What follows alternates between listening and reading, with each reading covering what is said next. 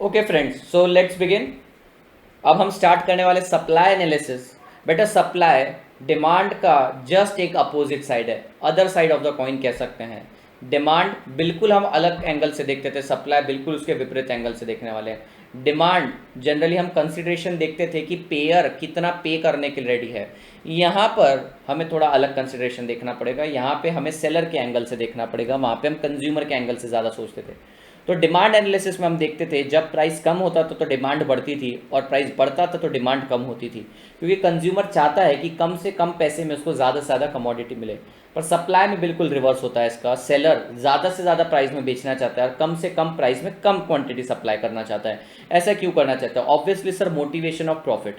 We are operating in such type of economic system जहाँ पे अगर मान लो ज़्यादा रेट पर बेचेंगे तो ऑब्वियसली ज़्यादा प्रॉफिट कमाएंगे, ज़्यादा प्रॉफिट कमाएंगे तो वेल्थ एक्यूमुलेट होगी। इसका मतलब ये है कि जब भी, ध्यान से सुनना, जब भी सेलर या फिर प्रोड्यूसर की कॉस्ट कम होती है या फिर जब भी प्रोडक्ट का प्राइस बढ़ता है, ये दोनों कंडीशन मोटिवेट करती है सेलर को ज्यादा सप्लाई करने के लिए। I repeat, seller motivate supply करने के लिए तभी होता है जब या तो सेलिंग प्राइस बढ़ता है या फिर कॉस्ट गिरता है। तो दोनों एंगल से हमें सोचना पड़ेगा। कॉस्ट गिरना अपन नेक्स्ट चैप्टर्स में देखने वाले हैं, पर ये वाला एंगल जरूर यहाँ पे देखिएगा कि भैया जब भी आपका प्राइस बढ़ जाता है, प्राइस जब भी बढ़ता है तो उस प्राइस पे आप ज़्यादा सप्लाई करने के लिए रेडी हो जाते हो।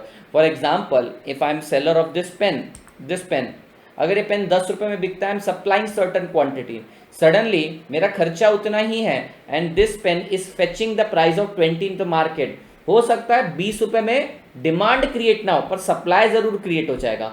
डिमांड क्रिएट ना हो क्योंकि सर 20 रुपये में कोई खरीदने के लिए रेडी ना हो, पर सेलर सेल करने के लिए रेडी हो जाएगा 20 में। उसी तरीके से बेटा अगर मान लो ये 10 का 10 में ही सेल कर रहा हूँ, ठीक है, 10 का 10 में ही सेल कर रहा हूँ, पर इसकी कॉस्ट ऑफ प्रोडक्शन गिर जाती है तो अल्टीमेटली मुझे प्रॉफिट ज्यादा मिल जाता है। तो कहीं ना कहीं सेलर को जब ज्यादा प्रॉफिट होता है तो वो मोटिवेटेड रहता है ज्यादा सप्लाई करने के लिए। बात समझ में आई? अब अपन टेक्निकल टर्म्स में जाते हैं। डिमांड की डेफिनेशन में देखा था हमने, वहां पे विलिंगनेस और एबिलिटी होनी चाहिए। विलिंगनेस का मतलब होता था वहां पे डिजायर और एबिलिटी का मतलब होता था रिसोर्सेस। सर यहां पर भी सप्लाई में हमें विलिंगनेस और एबिलिटी चाहिए। विलिंगनेस डिपेंड करेगी प्राइस के ऊपर। आप विलिंगनेस आपकी कब दिखाएंगे? जब प्राइस आपको अच्छा मिल रहा है। प्राइस अच्छा नहीं मिल रहा, विलिंगनेस नहीं दिखाएंगे, आप बेचेंगे नहीं। For example, if tomorrow you are saying कि सर आपकी क्लास 10,000 रुपए की इंटर की, सर आप 3,000 रुपए में दे दो, तो प्राइस मोटिवेटिंग नहीं है मेरे लिए, मैं सप्लाई नहीं करूंगा। तुम बोलोगे सर हम 20,000 रुपए देने के लिए रेडी, आप रोज 1 घंटा एक्स्ट्रा पढ़ा, I am ready to supply more. तो भैया यहां पे विलिंगनेस किस पे डिपेंडेंट है? विलिंगनेस प्राइस पे डिपेंडेंट है।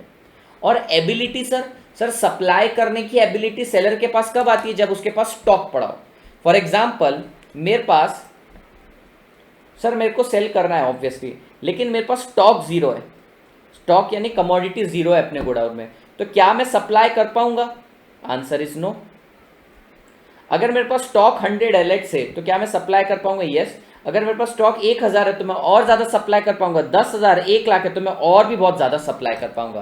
कहने का तात्पर्य यह है बेटा कि आपकी सप्लाई विलिंगनेस और एबिलिटी पर डिपेंडेंट ही है। डिमांड की केस में विलिंगनेस का मतलब होता था डिजायर, यहां पे विलिंगनेस आती है प्राइस से।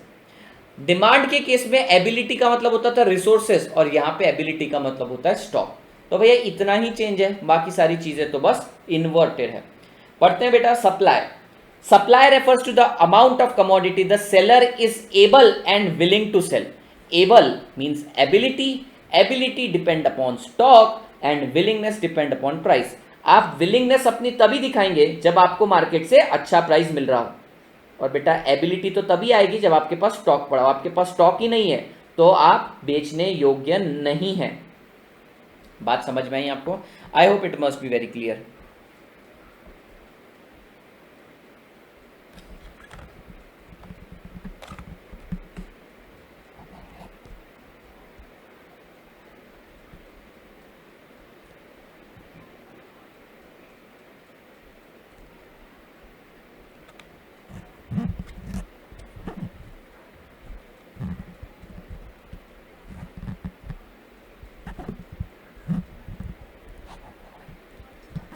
जी नेक्स्ट, अब यहां पर आप लोगों को खुद ही आंसर देना है।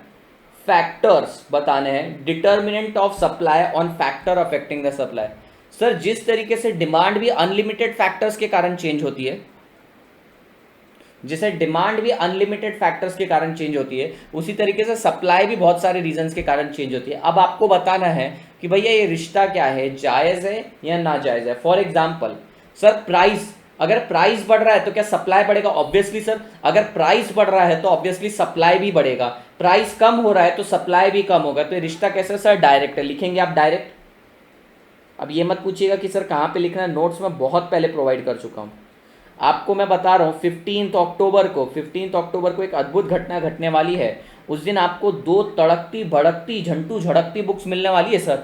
आपको दो दो क्वेश्चन बैंक मिलने वाले हैं, दो क्वेश्चन बैंक खतरनाक एग्जाम वाइज एकदम। और आपको मेरा स्टाइल पता है भैया पढ़ाने का, तो खतरनाक क्वेश्चन बैंक मिलने वाले हैं आपको with many utilities incorporated in that. बिल्कुल जो आपकी स्कैनर्स होती है, स्कैनर से भी कई गुना मॉडिफाइड वर्जन की आपको दो बुक्स मिलने वाली है। एक मिलने वाली है इको की, एक मिलने वाली है बीसीके की। ऑब्वियसली बेटा इसकी सॉफ्ट कॉपी नहीं मिलेगी, इसकी डायरेक्टली हार्ड कॉपी आप लोग बाय कर सकते हैं, ठीक है। तो हार्ड कॉपी मटेरियल ही इसका मिलेगा, सॉफ्ट कॉपी मटेरियल नहीं है, क्योंकि मैं इसके राइट्स दे दूंगा, मैं इसके राइट्स सीए इंडिया को दे चुका हूँ।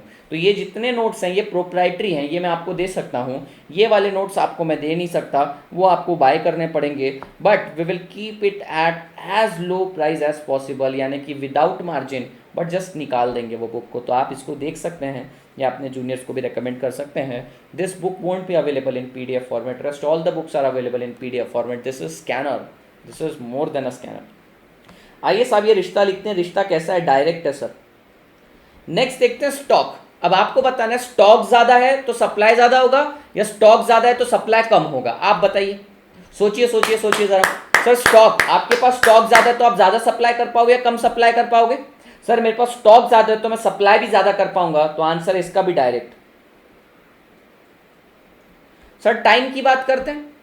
सर अगर शॉर्ट टाइम है अपने पास, एकदम शॉर्ट रन की बात कर रहे हैं, मान लीजिए आप लोग टेलर हैं और मैं आपको बोलता हूं मुझे 1 लाख टी शर्ट बना के दो एक दिन के अंदर, आप बोलोगे सर नहीं पॉसिबल है।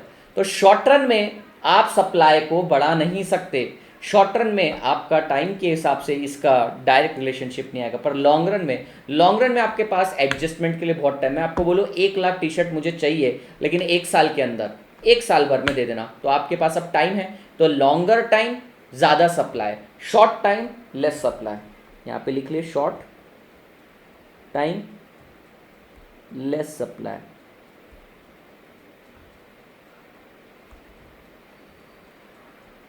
लॉन्ग टाइम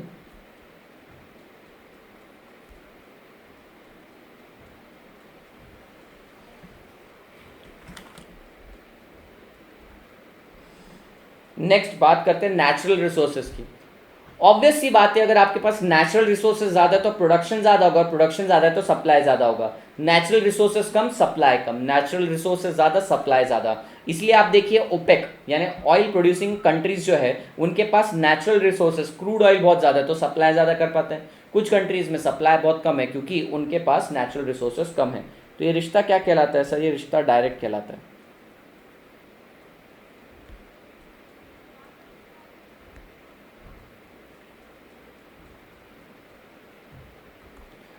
प्रोडक्शन, अब आप बात करेंगे प्रोडक्शन। बेटा प्रोडक्शन ज़्यादा रहेगा तो सप्लाई ज़्यादा रहेगा, प्रोडक्शन कम रहेगा तो सप्लाई कम रहेगा। ये भी रिश्ता कैसा है बेटा? डायरेक्ट है। वेदर कंडीशन फेवरेबल है तो प्रोडक्शन इंक्रीज होगा, अगर फेवरेबल है तो मोर सप्लाई, और अनफेवरेबल है तो लेस सप्लाई। कितना तो इजी चल रहा है। कॉस्ट ऑफ प्रोडक्शन, अब देखना बेटा, कॉस्ट ऑफ प्रोडक्शन कम, कॉस्ट ऑफ प्रोडक्शन कम, कॉस्ट कम तो प्रॉफिट ज्यादा, यानी कॉस्ट कम प्रॉफिट ज्यादा, सप्लाई ज्यादा, तो कॉस्ट कम सप्लाई ज्यादा। तो रिश्ता कैसा है? इनवर्स। टेक्निक ऑफ प्रोडक्शन में अगर मॉडर्न टेक्निक्स हैं, कॉस्ट एफिशिएंट टेक्निक है, सप्लाई ज्यादा, कॉस्ट इनएफिशिएंट टेक्निक है, सप्लाई कम। तो यहां पे लिखते हैं एफिशिएंट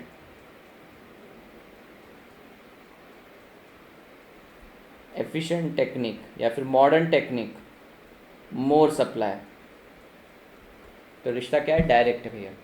टैक्सेशन पॉलिसी, बेटा टैक्सेशन पॉलिसी अगर फेवरेबल है तो मोर सप्लाई, टैक्सेशन पॉलिसी अगर एडवर्स है तो less supply, trade policy same, infrastructure same, अच्छा है इंफ्रास्ट्रक्चर, मॉडर्न इंफ्रास्ट्रक्चर है, गुड इंफ्रास्ट्रक्चर है, more supply, otherwise less.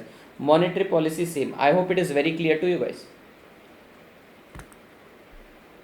Same.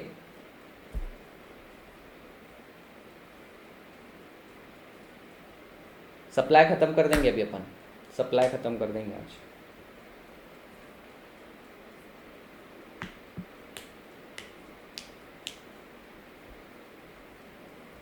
अभी जो स्टूडेंट लेक्चर देख रहे हैं, स्टार्टिंग के और एंड में अपना जो डिस्कशन रहता है, तो जैसे ही वीडियो ख़त्म हो जाता है मैं उसके बाद उसको कर देता हूँ ट्रिम। ट्रिम करने से क्या हो जाता है, स्टार्टिंग का पार्ट और एंड का पार्ट में हटा देता हूँ। तो काफ़ी स्टूडेंट को अभी वीडियोस जो दिखेंगे मेरे, तो उसकी ड्यूरेशन 1.5 घंटे से 1 घंटे कैसे हो गई, तो अपना जो रेलेवेंट पार्ट रहता है अपन सिर्फ उतना कंसिडर करते हैं इसके अंदर। ये भी चीज़ पे आप ध्यान दीजिएगा ताकि आपका रिविजन में भी टाइम वेस्ट ना हो। Now guys come to law of demand. पहले डिमांड है, सप्लाई नहीं। लॉ ऑफ डिमांड क्या बोलता है, ceteris paribus, keeping other factor constant there exist a inverse relationship between price and quantity demanded. यानी प्राइस ज्यादा, क्वांटिटी डिमांडेड कम, price कम, क्वांटिटी डिमांडेड ज्यादा। But in case of law of supply there exist a direct relationship whereby जहां ज्यादा price रहेगा, higher the price higher will be the supply, lower the price lower will be the supply, because at higher price seller is able to earn more profit and more profit is tempting for him। यानी कि ज्यादा profit की motivation में ज्यादा price पर वो ज्यादा supply करने के लिए रेडी है, कम प्राइस पर वो कम सप्लाई करेगा।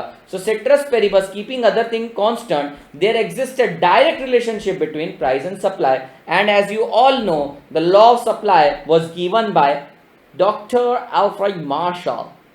डॉक्टर एल्फ्रेड मार्शल ने लॉ ऑफ सप्लाई दिया।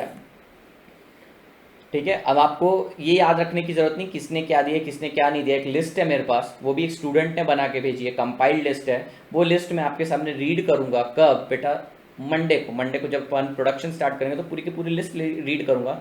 12 से 13 नाम है जो आपको याद रखने हैं, जिसमें से मेजॉरिटी आपको चैप्टर नंबर 1 और चैप्टर नंबर 8 यानी कि इंट्रोडक्शन और बिजनेस साइकिल में आने वाले हैं। Now, as you know, higher the price, higher will be the supply, lower the price, lower will be supply। तो भैया ये एक ऐसा कर्व आएगा, एक अद्भुत कर्व रहेगा। ये स्ट्रेट लाइन कर्व भी हो सकता है, फ्री हैंड कर्व भी हो सकता है। ये अपवर्ड स्लोपिंग है, moving from left to right है, और जो कर्व अपवर्ड स्लोपिंग रहता है उसको बोलते हैं पॉजिटिव। बेटा पॉजिटिव, ये पॉजिटिव कर्व है, पॉजिटिव आंसर आता है। पॉजिटिव का मतलब क्या होता है, डायरेक्ट रिलेशनशिप। तो भैया ये कर्व क्या देता है, पॉजिटिव देता है। पॉजिटिव का मतलब होता है डायरेक्ट रिलेशनशिप, और नेगेटिव का मतलब inverse relationship.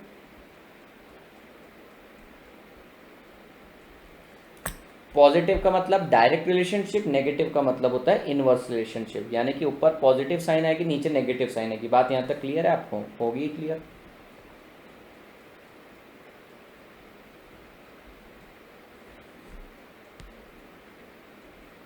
Also, please listen this guys,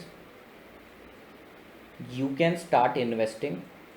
For that you need to open Demat account, and I have partnered with 5paisa। मैं आपको पहले ही बता देता हूँ, मैं 5paisa के साथ पार्टनर बन चुका हूँ। 5paisa के पार्टनरिंग में ऐसा है, listen this is important for everyone। Sir अगर आप चाहें तो 0 रुपीज़ में अकाउंट ओपन कर सकते हैं and 0 brokerage for 30 days। This is option 1 which is given to you। Second option is open account with 350 rupees or 300 rupees exactly मुझे नहीं पता है, and you will get shares of 500 rupees and 0 brokerage। So in this you have to invest 0, you will get 0। Here invest 300, you will instantly get shares next day of 500 rupees। You can start investing with that and 0 brokerage, that's it। ये मिलने वाला है। अब इसके लिए आपको मेरा referral use करना पड़ेगा। ऑब्वियसली इसमें मुझे भी बेनिफिट्स हैं काफ़ी ज़्यादा, तो आपको मेरा रेफरल यूज़ करना पड़ेगा। मेरा रेफरल कहाँ मिलेगा आपको, t.me/CA फाउंडेशन आदित्य। ठीक है, मेरे टेलीग्राम चैनल पे आपको मिलेगा। इन्वेस्टमेंट की टिप्स अलग से देता हूँ मैं, उसकी एक ब्रॉडकास्ट लिस्ट है वो अलग से मिलेगी, पर कुछ टाइम के लिए मैं मेरे टेलीग्राम चैनल पे भी पोस्ट करना चालू कर दूंगा, मैं आप लोगों को बता दूंगा। तो भैया for once and for all मैंने आपकी क्वेरी क्लियर कर दी। अब आप मुझसे पूछेंगे नहीं कौन सा आपको खोलना है, 5 पैसा। 5 पैसा में आपको अकाउंट ओपन करना है। इसके लिए बेटा आपको कंपल्सरीली पैन चाहिए रहेगा, वो भी माइनर वाला पैन नहीं चलेगा, माइनर वाला पैन नहीं चलेगा। तो अगर आप 18 से नीचे या फिर आपका पैन नहीं है तो मम्मी के नाम से खोलिएगा, पापा के नाम से नहीं प्लीज़, मम्मी के नाम से। और मम्मी के नाम से नहीं है तो फिर पापा के नाम से, क्योंकि पापा ऑलरेडी इनकम टैक्स पे करते होंगे। आप अर्न करेंगे तो मम्मी को एग्जम्पशन लिमिट मिलेगी, यानी कि मम्मी के केस में आपको टैक्स नहीं पे करना पड़ेगा। तो भैया यहाँ पे आपको कैपिटल गेन होगा, जो भी गेन होगा उससे भी आप टैक्स से भी बच सकते हैं। तो मम्मी के नाम से खोलेंगे, आपको क्या करना है, मेरे लिंक पे क्लिक करना है, ऑटोमेटिकली आपको फॉर्म आ जाएगा, सारी डिटेल्स भरनी है, 30 मिनट्स में आपका अकाउंट ओपन हो जाएगा, अकाउंट वेरीफाई हो जाएगा, सब ऑनलाइन होने वाला है। उसके बाद चाहे तो आप आइदर ऑफ द ऑप्शन में जा सकते हैं।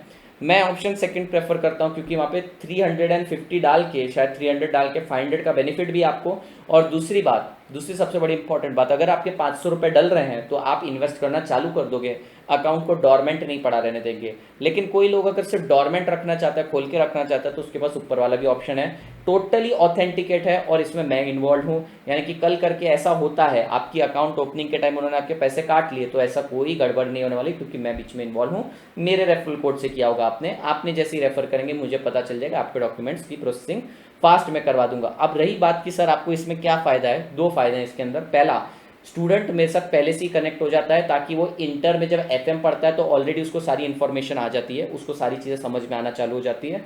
दूसरी चीज़, इसके अंदर जितना ज़्यादा आप ट्रेड करेंगे मेरी प्रोफाइल उतनी स्ट्रांग होगी, और मुझे जो ब्रोकरेज लगता है वो जीरो हो जाएगा। यानी कि मैं जो ट्रांजैक्ट करता हूँ पर ट्रांजैक्शन 20 रुपीज़ बाइंग सेलिंग के देता हूँ, ये भी मेरा खत्म हो जाएगा। तो वैसे मुझे बहुत माइन्यूट सा बेनिफिट है इनकी तरफ से, आपकी तरफ से बहुत ज़्यादा बेनिफिट है कि आप इंटर में मेरे पास आएंगे, और आपके लिए बेनिफिट है कि इन्वेस्टिंग आप बहुत एक अर्ली एज से स्टार्ट कर देंगे। बेटा हर महीने अगर आप 500 रुपये म्यूचुअल फंड में ही डाल रहे हो, म्यूचुअल फंड में भी कैसे डालना है वो भी मैं आपको सिखा दूंगा। म्यूचुअल फंड में पैसा डाल रहे हो तो पैसा बिल्कुल डूबेगा नहीं, आपका पैसा ग्रो करेगा और आपको इस तरीके से आगे बढ़नी चाहिए। अब बच्चा मुझसे पूछेगा सर दूसरे भी एप्लीकेशन है, जीरोधा, 5 पैसा, आपको करना है करो ना। यहाँ पर ये सारे बेनिफिट आपको डेफिनेटली डे 1 से मिल जाएंगे, क्योंकि बीच में मैं इन्वॉल्व हूँ। बाकी आपको करना है करो, ठीक है, मैं बाकी लोगों से भी पार्टनर्ड हूँ, लेकिन मुझे 5 पैसा थोड़ा अच्छा लगा। बात यहाँ पे खत्म करते हैं, आगे बढ़ते हैं बेटा। ओके, अब ये फीचर ऑफ सप्लाई कर्व देख लेते हैं। Sir feature of supply curve क्या है? सर ये अपवर्ड स्लोपिंग है, moving from left to right है, पॉजिटिवली स्लोप्ड है, ये स्ट्रेट लाइन भी हो सकता है, फ्री हैंड कर्व भी हो सकता है। और याद है, market demand curve is the lateral summation of individual demand curve, market supply curve is the lateral summation of individual supply curve. यानी sir individual individual individual individual seller सब supply करते हैं सर, तो इन सबके सप्लाई कर्व को मैं एकत्रीकरण कर दूं, यानी इन सबको मर्ज कर दूं, तो मुझे मार्केट का डिमांड कर्व और मार्केट का सप्लाई कर्व निकल के आता है। The point must be very clear, but there are certain assumption to law of supply. कुछ अजम्पशन है साहब अपने को मानने पड़ेंगे। क्या अजम्पशन है? कि भैया कॉस्ट ऑफ प्रोडक्शन चेंज नहीं हो रहा है। क्यों? मैं आपको बताता हूं। लेट्स से आप ओरिजिनली प्राइस था कमोडिटी का 10 और कॉस्ट था उसका 5 रुपए, आप प्रॉफिट कमा रहे थे 5 रुपए, यू वर हैप्पी। अब प्राइस हो गया 9 रुपीज, आइडली आपने कम सप्लाई करना चाहिए, अरे हाँ या ना, हाँ सर हमें कम सप्लाई करना चाहिए, पर कॉस्ट ऑफ प्रोडक्शन 3 रुपए हो गया और इसके चलते हुए आप 6 रुपए का प्रॉफिट कमा रहे हो। नाउ कम प्राइस पे भी ज्यादा प्रॉफिट कमाओगे, कम प्राइस पे भी ज्यादा सप्लाई करने के लिए रेडी हो जाओगे। सर ये क्यों हुआ? क्योंकि ये इस रीजन के कारण, इसलिए अज्यूम किया गया है कि कॉस्ट ऑफ प्रोडक्शन कांस्टेंट है, सर इसको 5 रुपए ही मानो, ये 4 रुपए हो जाएगा, सप्लाई गिरना चाहिए। नो चेंज इन टेक्नोलॉजी, सीधी सी बात है सर, टेक्नोलॉजी चेंज हो गई तो कॉस्ट चेंज हो जाएगी, कॉस्ट चेंज हो जाएगी तो भैया कम प्राइस पे भी ज्यादा सप्लाई करने के लिए रेडी हो जाओगे। Normal weather condition, normal weather condition का एग्जांपल लीजिए साहब, अगर मान लो बाढ़ आ गई किसी एरिया में, किसी एरिया में बाढ़ आ गई है, अब बाढ़ आ गई है, ये एबनॉर्मल वेदर कंडीशन है। इस एबनॉर्मल वेदर कंडीशन में आप लोगों की सहायता करने के लिए कम प्राइस पर भी ज्यादा सप्लाई करने के लिए रेडी है। समझ में आ रहा है आपको मेरी बात? सर नॉर्मल वेदर कंडीशन है, everything is normal, macro economic level पे कांस्टेंट है सारी चीजें, लेकिन सर अगर मान लो वेदर कंडीशन भी चेंज हो जाता है तो आप कम प्राइस पे भी ज्यादा सप्लाई करने के लिए रेडी हो जाते हैं। No change in infrastructure facility, sir जो आपके पास मॉडर्न इंफ्रास्ट्रक्चर थे वही है, अगर आप अपग्रेड कर रहे हो अपनी इंफ्रास्ट्रक्चर फैसिलिटी को तो हो सकता है सर आपकी एफिशिएंसी बढ़ जाए, एफिशिएंसी बढ़ जाए, कम कॉस्ट में ज्यादा प्रोडक्शन निकलने लगे और आप कम प्राइस पे ज्यादा सप्लाई करने लगे। No change in the amount of natural resources. अरे सर हो सकता है कि नेचुरल रिसोर्सेज जो आपको समझो टायर बनाना है, टायर के लिए चाहिए रहता है आपको रबर, रबर बहुत ज्यादा बढ़ गया है मार्केट के अंदर, तो भैया रबर रॉ मटेरियल की कॉस्ट कम हो जाएगी, कॉस्ट कम हो जाएगी तो मैं कम प्राइस पे भी ज्यादा सप्लाई करने के लिए रेडी हूं। बराबर है कि नहीं सर? उल्टा भी कंडीशन ले सकते हो, लेट से मैं एक टायर 100 में बेचता हूं, रबर 90 में परचेस करता हूं। सर अभी क्या हो गया, अभी प्राइस हो गया 120, आइडली मुझे ज्यादा सप्लाई करना चाहिए, आइडली मुझे ज्यादा सप्लाई करना चाहिए, पर कॉस्ट हो गया 115। अरे भैया ये क्या हो गया, ये नेचुरल रिसोर्सेज थे जो मेरे को लगते थे उसकी प्राइस बढ़ गई, तो हायर प्राइस पे भी मैं कई बार ज्यादा सप्लाई नहीं करता और कई बार लोअर प्राइस पे भी ज्यादा सप्लाई करता हूँ। Natural resource, taxation policy change नहीं होनी चाहिए। क्यों सर टैक्सेशन पॉलिसी क्यों चेंज नहीं होनी चाहिए, ये भी देख सीख लो। सर लेट से पहले आपका प्रोडक्ट आप 10 में बेचते थे, जिसमें से कॉस्ट आती थी 5 रुपए और आप 5 रुपए प्रॉफिट कमाते थे, ठीक है, you are happy, you are happy soul. इसके अंदर से आप 50% टैक्स दे देते थे गवर्नमेंट को, प्रॉफिट में से 2.5 रुपया घर ले जाते थे। सडनली क्या हो गया, आपने मार्केट में 20 रुपए में बेचना चालू किया, कॉस्ट ऑफ प्रोडक्शन लेट से वो भी 10 रुपए हो गया, तो आइडियली अब आप 10 रुपए कमा रहे हैं, पर गवर्नमेंट बोलती है नहीं मेरे को 80% टैक्स यानी से 20% घर पे लेकर जाओ तुम, 2 रुपए बचे। Sir I am now discourage. Why I am discourage? Sir देखो यहाँ पर प्राइस बढ़ा, मैं ज़्यादा सप्लाई करने के लिए रेडी है, कोई इशू नहीं है, पर सर ये देखो ना, ये भी तो इनपुट की भी कॉस्ट बदल गई, इसलिए मैं कम सप्लाई करूंगा। साथ ही साथ गवर्नमेंट ने ज़्यादा टैक्स मेरे पे चार्ज करना चालू किया, अब मेरे पास टेक अवे बहुत कम रह गया है, तो सर टैक्सेशन पॉलिसी भी कांस्टेंट होनी चाहिए। Monetary and trade policy, trade policy यानी इम्पोर्ट एक्सपोर्ट, इंपोर्ट एक्सपोर्ट से रिलेटेड पॉलिसी, और मॉनिटरी पॉलिसी यानी करेंसी से रिलेटेड पॉलिसी। बेटा ये चीज़ याद नहीं रखनी है, ये चीज़ याद नहीं रखनी है, याद क्या रखना है, प्राइस को छोड़ के सब कांस्टेंट। क्या बोला सर आपने? प्राइस को छोड़ के except price all constant. Sir ये इनकम की बात क्यों नहीं आएगी? सर ये इनकम की बात क्यों नहीं आएगी? क्योंकि इनकम को अपन खर्च करते हैं, खर्च तो डिमांड के केस में कंज्यूमर करता है। सर ये सेलर है, सेलर को इनकम से मतलब नहीं, सेलर इनकम कमाना चाहता है, डिमांड में सेलर जो बायर है वो इनकम खर्च करना चाहता है, इसलिए वहां पे इनकम पे बहुत डिपेंडेंसी थी, यहाँ पे इनकम पे डिपेंडेंसी नहीं है। ऑब्वियसली खरीदने वाला बंदा कंज्यूमर ही रहेगा, कंज्यूमर को इनकम से फर्क पड़ता है, इसलिए डिमांड पे इनकम से ज़्यादा फर्क पड़ता है, सप्लाई पे डायरेक्टली फर्क नहीं पड़ता है। तो भैया आपको क्या याद रखना है, law of supply, there exist a direct relationship between price and quantity supplied, ठीक है। कर्व हमने याद रख लिया सर कैसा है, और लास्ट में हमें देखना है कि प्राइस को छोड़ के सारे फैक्टर्स कांस्टेंट है। आगे बढ़ते हैं सेठ। आप सब में से कितने लोगों ने ग्राफ मैराथन नहीं देखा है? सबसे पहले तो ग्राफ मैराथन देखेंगे, इंडिया में सबसे पहले ग्राफ मैराथन मैं लेकर आया हूं, और परसों रात को हमने इतिहास रचा था। परसों रात को कुछ स्टूडेंट्स ने मेरे साथ मिलकर इतिहास रचा है सर, हमने विटनेस करी है history, first time graph marathon बनाया गया है, यूट्यूब पर लाइव लिया गया है, आप सर्च करिए economics graph marathon, CA foundation economics graph marathon, set आपको मेरे अकेले का नाम मिलने वाला है सीए कैटेगरी के अंदर। तो हमने इतिहास देखा है सर, इतिहास हमने बनाया है, ये सारी चीजें चिल्लर है सर, जिन लोगों ने वो ग्राफ देखे हैं आप जरूर देखिएगा ग्राफ मैराथन, आपके दिल को छू जाएगी वो चीज, मेरे प्लेलिस्ट में ऑलरेडी पड़ी हुई है मैराथन की। तो भैया अब हमें इंक्रीज एंड डिक्रीज देखना है, एक्सपांशन एंड कॉन्ट्रैक्शन देखना है। Increase and decrease in supply, expansion and contraction in supply side में रखते हैं, पहले increase and decrease in demand and expansion and contraction in demand की बात करते हैं। ध्यान से सुनिएगा सर, एक्सपांशन एंड कॉन्ट्रैक्शन, ध्यान से सुनिएगा बेटा, expansion and contraction in demand takes place because of change in price of that commodity. Increase and decrease takes place because of change in any factor other than price of that commodity. Same goes for supply sir. Expansion and contraction in supply takes place because of change in price of that commodity.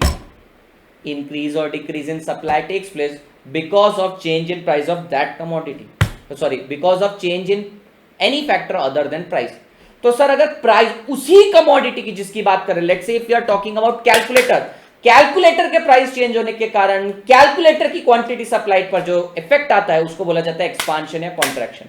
Sir अब इसकी price के अलावा और कोई भी factor change होने दो, उसके कारण इसका सप्लाई हैम्पर हो रहा है, इंक्रीज हो रहा है या डिक्रीज हो रहा है, तो सर उसको इंक्रीज डिक्रीज बोला जाएगा।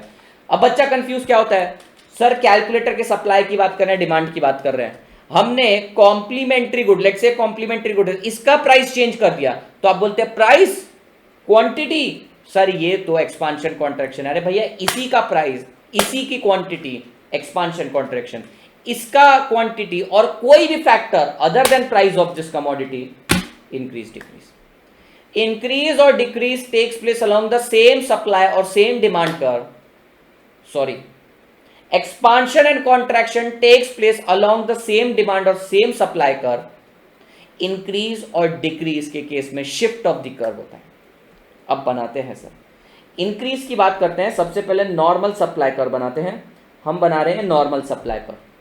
ध्यान दीजिएगा दोस्तों, मैंने क्या बोला, increase और decrease के केस में क्या होता है सर, increase और decrease इसीलिए होता है because of change in any factor other than price of that commodity। Sir price को छोड़ के और किसी रीजन के कारण अगर आपका सप्लाई चेंज हो रहा है तो उसको इंक्रीज या डिक्रीज बोला जाता है। Rightward shift is called as increase, sir ये है increase, and leftward shift is called as decrease. तो भैया डिक्रीज के लिए अपन ने नेक्स्ट बनाया है, तो भैया लेट से ये रहा आपका ओरिजिनल सप्लाई कर, नया वाला सप्लाई कर, सर लेफ्टवर्ड शिफ्ट मारा,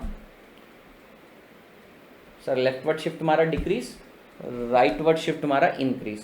अब बात करते हैं एक्सपांशन की। एक्सपांशन और contraction takes place because of change in price of that commodity. Expansion कब होता है भैया, सेलर कब ज्यादा सप्लाई करेगा, जब प्राइस बढ़ेगा। So expansion takes place because of increase in price of that commodity and contraction takes place because of decrease in price of that commodity. आइए sir, let's say this is original supply curve. Upward movement is expansion, downward movement is contraction। हुआ sir.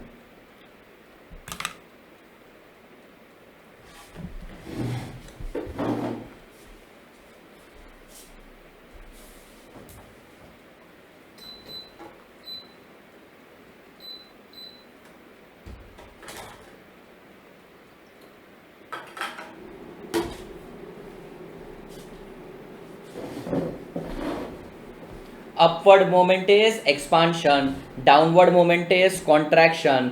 Demand के case में उल्टा था, demand के case में downward moment is expansion, upward moment is contraction.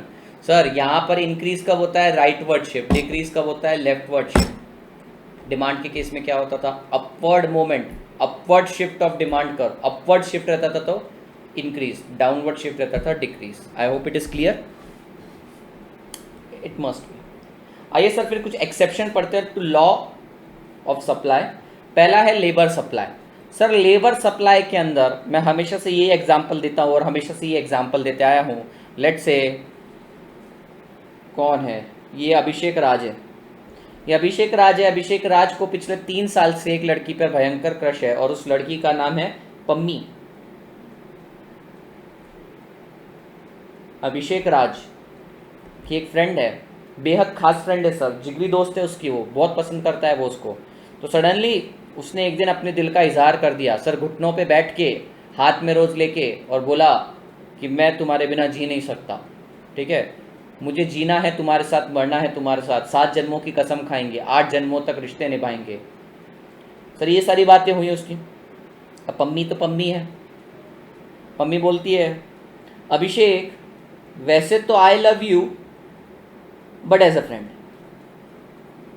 I love you as a friend बोल दिया sir उसने। सर खत्म कर दिए, 1 मिनट में वक्त बदल गया, जज्बात बदल गए, अरमान बदल गए सर, सब वक्त बदल गया एक झटके में। तो सर लेबर भी ऐसे ही करता है। सर लेबर ऐसे कैसे करता है, वो भी आई लव यू बोलता है कि सबको? नहीं बेटा, जब वेज रेट कम रहते हैं ना, कम पैसे मिलते हैं आपको, तो आप कम लेबर आवर्स देते हो, आप कम काम करते हो। लेट से आपने इतना काम किया 10 घंटे, सर जैसे ही आपको ज़्यादा पैसा मिलना चालू हो जाता है ना, आप मोटिवेटेड हो जाते हो और बोलते हैं अब मैं वेल्थ कमाएगा, तो आप ज़्यादा लेबर आवर्स देते हो, लेट से 20 घंटे। पर सर एक लेवल के बाद जब आपको बहुत ज़्यादा वेजेस मिलने लगते हैं ना, तो आप बोलते हो कि अब मैं कम काम करके भी ज़्यादा कमा सकता हूँ, अब मुझे ज़िंदगी जीनी है।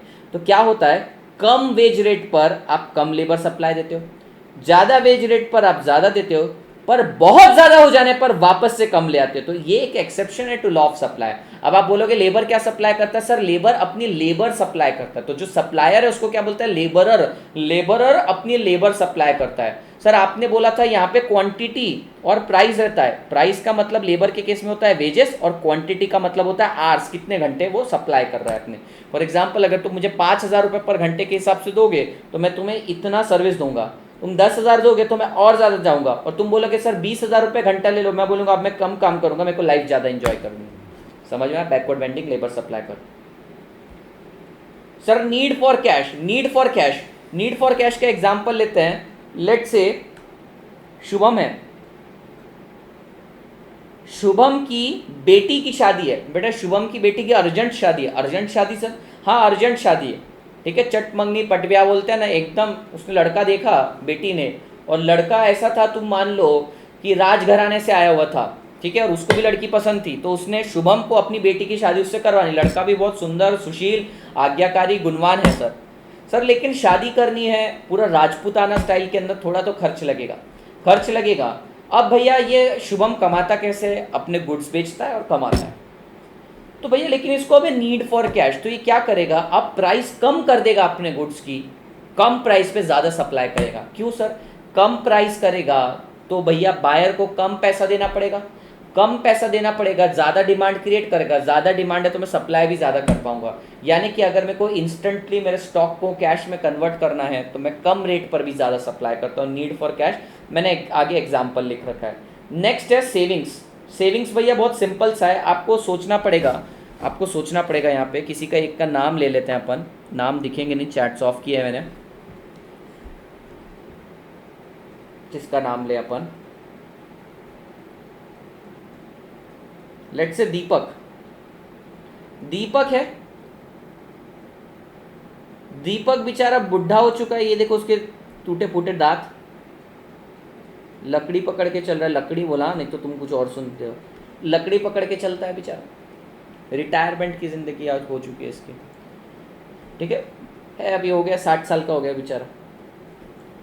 अब ये क्या बोलता है? मुझे मेरा जीवन का निर्वाह करने के लिए सर, मेरे को जीने के लिए साल के 1,00,000 रुपए चाहिए सर। 1,00,000 फिक्स चाहिए सर मेरे को, बस। इससे ज्यादा नहीं, इससे कम नहीं। इससे ज्यादा लेकर कहाँ सर मैं छाती पर संपत्ति बना के जाएगा? सर कफन को तो जेब भी नहीं होती अगले जन्म में, ये पैसा किस काम आएगा? सर फिक्स 1,00,000 चाहिए। 1,00,000 से कम में सर भूखा मर जाऊंगा। 1,00,000 के ऊपर क्या मैं पैसा कब्र में ले जाऊंगा? नहीं सर, मेरे को एग्जैक्ट 1,00,000 रुपए चाहिए सर। 1,00,000 एग्जैक्ट चाहिए, ध्यान दीजिएगा। ज्यादा भी नहीं चाहिए सर, मोह माया नहीं है। कम भी नहीं चाहिए सर, मरना भी नहीं है। मार्केट में रेट ऑफ इंटरेस्ट चल रहा है 10%। तो मुझे बताओ ये दीपक को कितने रुपए इन्वेस्ट करने पड़ेंगे ताकि हर साल 10% के हिसाब से उसको 1,00,000 का इंटरेस्ट आ जाए? सर इसको 10 लाख रुपए डालने पड़ेंगे ताकि हर साल 10% के हिसाब से 1,00,000 रुपए इसके पास आ जाए। सर अभी मार्केट में क्या हो गया? रेट बढ़ गया सर 20%। अब दीपक भाई को सिर्फ 5 लाख रुपए डालने पड़ेंगे। ये 5 लाख रुपए पे 20% के हिसाब से आंसर 1,00,000 आ जाएगा। क्या तुमने कुछ एक्सेप्शनल चीज नोटिस करी? सर रेट बढ़ रहा है तो भी पैसे का सप्लाई कम कर रहा है। अब सप्लाई कमोडिटी का भी हो सकता है, सप्लाई पैसे का भी हो सकता है। तो सेविंग्स भैया, किसी को अगर फिक्स्ड सेविंग चाहिए तो उस केस में क्या करना पड़ेगा? अगर ज्यादा रेट मिल रहा है तो कम पैसा देंगे क्योंकि अपने को फिक्स्ड अमाउंट चाहिए। बात समझ में? नेक्स्ट है फ्यूचर एक्सपेक्टेशन। फ्यूचर एक्सपेक्टेशन मतलब लेट्स से 3 दिन पहले स्टॉक का प्राइस था 100, 3 दिन पहले स्टॉक का प्राइस था 100, परसों स्टॉक का प्राइस था 90, कल स्टॉक का प्राइस था 80। तुमने एक्सपेक्टेशन बनाई फ्यूचर की, तुमने फ्यूचर की एक्सपेक्टेशन बनाई कि आगे जाके प्राइस और गिरेगा। इन शॉर्ट प्राइस 100 था तब तुमने शेयर नहीं सप्लाई करे मार्केट को, बेचे नहीं। 90 था तब भी बेचे नहीं, 80 था तब भी बेचे नहीं, 70 पे अब तुमने बेच दिया क्योंकि तुम्हें आगे लगा और गिरेगा, अभी तो और गिरेगा। इसका मतलब है प्राइस कम होते जा रहा था और कम प्राइस पे तुमने ज्यादा शेयर्स बेच दिए, तुमने कम प्राइस पे सप्लाई करे। दूसरा एग्जांपल लो, 3 दिन पहले शेयर का प्राइस था 40, परसों हुआ 50, कल था 60, आज था 70। बेटा मैं कल शेयर 80 रुपए में खरीद लेगा क्योंकि मेरे को उम्मीद है कि ये 90 100 और 110 जाएगा, तो बेटा यहाँ पे प्राइस बढ़ रहा है तो भी तुम कम सप्लाई कर रहे हो मार्केट में, शेयर होल्ड करके बैठ जाओगे, उल्टा तुम सप्लाई भी नहीं करोगे। कई बार तो बेटा तुम सप्लाई भी नहीं करोगे, होल्ड करके बैठ जाओगे, तुम बायर बन जाओगे, सेलर छोड़ो तुम बायर बन जाओगे। या फिर ऐसा सोचो प्राइस बढ़ रहा है, प्राइस बढ़ रहा है सर 80, तुम्हें एक्सपेक्ट है 80 हो जाएगा, 90 हो जाएगा, 100 हो जाएगा, तो तुम्हारे पास स्टॉक बचा है, स्टॉक यानी कि शेयर्स बचे, तुम उसको भी सप्लाई नहीं करोगे। तो भैया बढ़ते हुए प्राइस में, प्राइस बढ़ता है तो तुम्हें शेयर्स बेचने चाहिए थे, सप्लाई करना चाहिए था शेयर्स का मार्केट में, पर तुमने नहीं किया। क्यों भैया? स्पेकुलेशन के हिसाब से आगे और प्राइस जा सकता था। उसी तरीके से शेयर का प्राइस गिर रहा है तो तुम्हें क्या करना चाहिए था? शेयर्स नहीं बेचने चाहिए थे। सर लोअर प्राइस पे ज्यादा सप्लाई कैसे करे, पर तुमने कर दिया क्योंकि आगे की कंडीशन बोल रही है कि प्राइस और गिर सकता है। आई hope it is clear. Now sir, method of elasticity of supply. What is the meaning of elasticity of supply? First of all, elasticity of demand पढ़ते हैं। elasticity of demand मतलब कितना चेंज हुआ है, प्राइस चेंज होने के कारण demand पे कितना चेंज आए, कितना। सर चेंज तो आता है हमको पता है, प्राइस कम करो डिमांड ज्यादा, पर कितना ज्यादा वो मेजर करना। तो भैया by definition elasticity of supply means responsiveness of quantity supplied with respect to change in its price. यानी कि सर प्राइस चेंज करने के कारण आपकी क्वांटिटी सप्लाइड पर कितना चेंज आ रहा है, इसको मेजर करना है, तो इलास्टिसिटी ऑफ सप्लाई।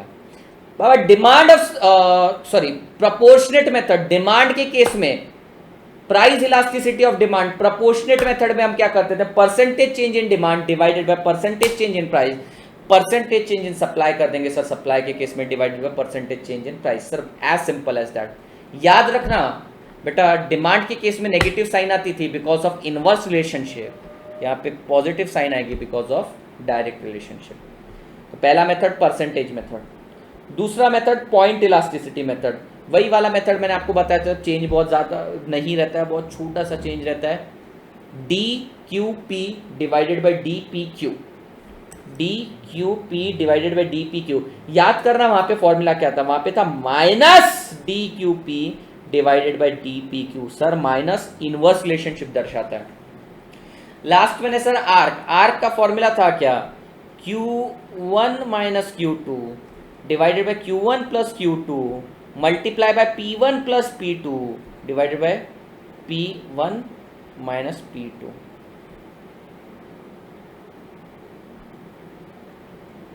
तो तीनों मेथड हो गए अपने, ये P है सर, यार 3 मेथड ही बताएं। आई hope it is crystal clear. Sir जो डिमांड था वही सप्लाई के केस में, बस वहाँ पे इनवर्स रिलेशनशिप चलते थे या डायरेक्ट रिलेशनशिप चल रहे, 3 ही मेथड दिए हैं यहाँ पे। आइए सर अभी अपन प्राइस इलास्टिसिटी के ऊपर जा रहे हैं। प्राइस इलास्टिसिटी कैसा रहता है, अभी आप मेरे को प्राइस इलास्टिसिटी बताएंगे डिमांड की, सप्लाई की नहीं डिमांड की। डिमांड के केस में परफेक्टली, पहले अपन डिमांड का बनाएंगे फिर सप्लाई का बनाएंगे। डिमांड के केस में perfectly elastic, perfectly elastic demand कैसा रहता था? सर परफेक्टली इलास्टिक डिमांड ऐसा रहता था, सप्लाई में भी सेम है, कितना भी छोटा सा चेंज हो जाए प्राइस में इनफाइनाइट चेंज दिखेगा क्वांटिटी सप्लाइड में, परफेक्टली इलास्टिक। सर उसके बाद बात करते हैं परफेक्टली इनइलास्टिक। सर इसके बाद बात करते हैं परफेक्टली इनइलास्टिक। सर डिमांड के केस में ऐसा आता था, सप्लाई के केस में भी ऐसा आएगा। सर इसका मतलब क्या है? कितना भी चेंज होने दो प्राइस में, क्वांटिटी सप्लाइड में कोई चेंज नहीं। अब बात करते हैं सर यूनिट इलास्टिक की। यूनिट इलास्टिक ऐसा जाता है। बात करते हैं मोर इलास्टिक की।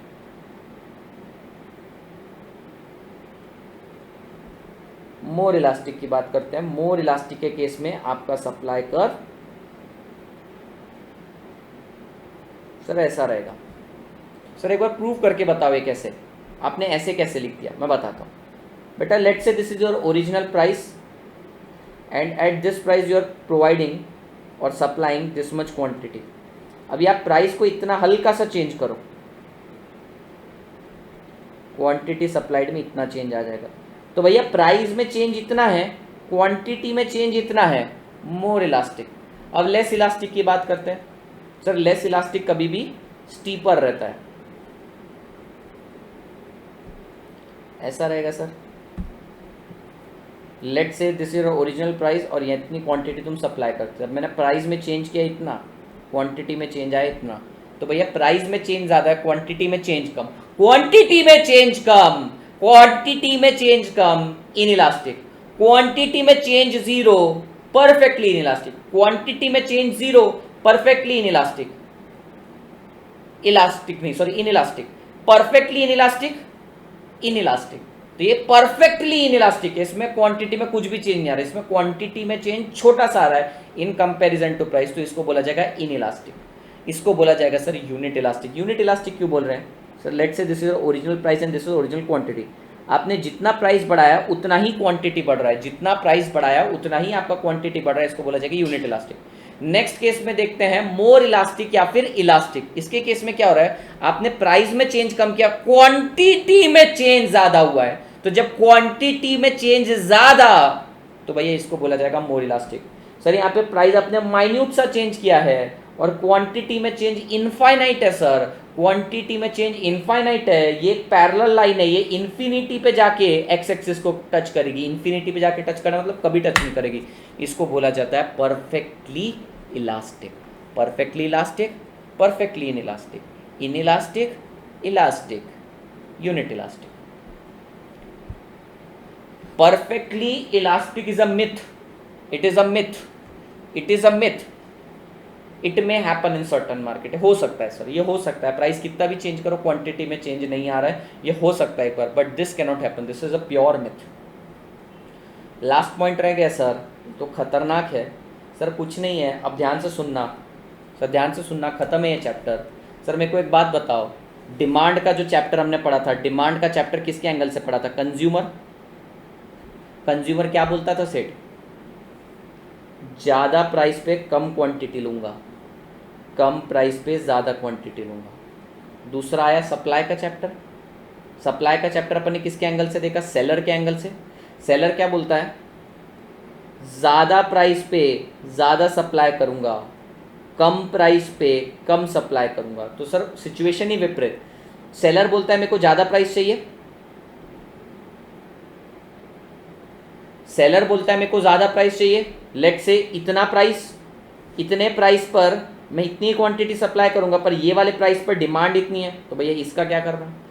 सिमिलरली कम प्राइस पे डिमांड ज़्यादा है पर भैया सप्लाई कितना है? इतना है, तो भैया ये तो डेफिसिट हो रहा है, तो मार्केट में इक्विलिब्रियम ही नहीं हो रहा है। सेलर ज़्यादा मांग रहा है, बायर बोल रहा है मैं ज़्यादा नहीं देगा, तो सर फिर इक्विलिब्रियम होता है। इक्विलिब्रियम कब होता है? When the demand curve and supply curve intersect each other. Sir यहाँ पर क्या होगा? यहाँ पर ये घटना होगी कि ये वाले प्राइस पे इतनी क्वांटिटी बिकेगी मार्केट में, ये मार्केट का इक्विलिब्रियम है। यानी कि अगर आपसे कोई पूछे मार्केट में कितनी क्वांटिटी बिकेगी, सर इतनी क्वांटिटी बिकने वाली मार्केट में, प्राइस क्या चलेगा? ये वाला। अब एक अद्भुत चीज़ सुनो, आप सब में से परफेक्ट कॉम्पिटिशन एक ना एक बार सब पढ़ चुके होंगे, तो बेटा ये जो प्राइस है, ये प्राइस डिसाइड होता है, ये प्राइस डिसाइड होता है, industry is a price maker, और आपको पता है कि परफेक्ट कंपटीशन में ऐसा आपका डिमांड कर्व रहता है। तो सर डिमांड कर्व, और उसी को प्राइस बोलते हैं, price is equals to AR is equals to MR is equals to demand curve. कहने का मतलब क्या है सर? मार्केट के इक्विलिब्रियम, डिमांड इक्विलिब्रियम से अपने को डिमांड के और सप्लाई के इक्विलिब्रियम से, मार्केट के डिमांड और मार्केट के सप्लाई कर्व के इक्विलिब्रियम से इक्विलिब्रियम क्वांटिटी भी आती है, प्राइस भी आता है, प्राइस की लाइन अपन खींचते हैं, यानी कि let's say this price comes to be 10 rupees, तो परफेक्ट कंपटीशन में हर कंपनी 10 रुपये में बेचेगी। तो भैया 10 रुपये कहाँ से आया? आपने थोड़ी देर पहले पढ़ा था मार्केट सप्लाई कर्व, कुछ दिन पहले पढ़ा था मार्केट डिमांड कर्व। तो बेटा मार्केट डिमांड कर्व क्या है? सारे के सारे कंज्यूमर की डिमांड का टोटल कर दिया, उसी तरीके से सारे के सारे सेलर्स की सप्लाई का टोटल कर दिया, तो एग्रीगेट डिमांड और एग्रीगेट सप्लाई कर्व बन गया। एग्रीगेट की जगह में मार्केट डिमांड और मार्केट सप्लाई कर्व बन गया। जहां पे उन्होंने इंटरसेक्ट किया वो वाले प्राइस को मार्केट सराएगा और वो वाले प्राइस पे मार्केट में ट्रांजेक्शन होंगे और टोटल क्वांटिटी इतनी बिकने वाली है। That's it. हो गया सर, इक्विलिब्रियम हो गया। कल हम चैप्टर 3 और चैप्टर 4 का 10 मिनट में पूरा का पूरा रिवीजन करने वाले हैं। आपको पता है मैं किस स्टाइल में करवाता हूँ। तो that's it from this chapter. हमारा 50% पोर्शन हो गया है।